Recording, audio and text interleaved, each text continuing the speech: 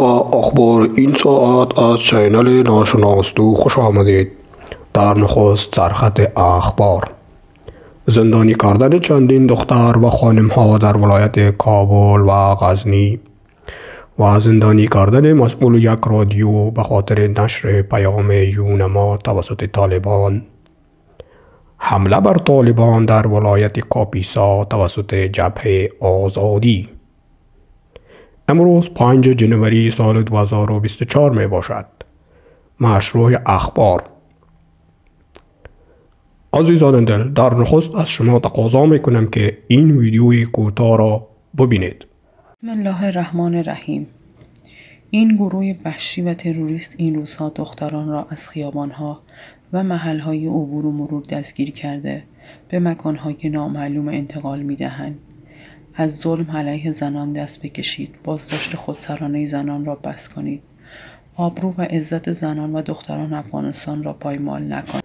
قسمی که شما ویدیو را دیدید، طالبان کثیف دختران و خانم‌های افغان را در ولایت‌های کابل و همچنان ولایت غزنی به دلیل اینکه آنها حجاب را رعایت نکرده اند زندانی نمودند.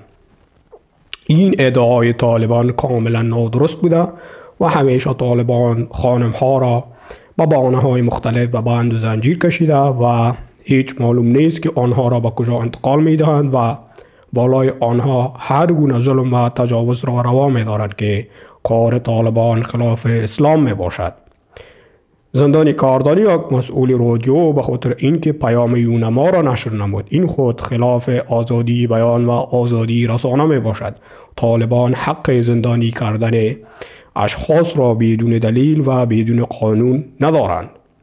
در ولایت کاپیسا جبهه آزادی 2 طالب را روانه جهنم نمود.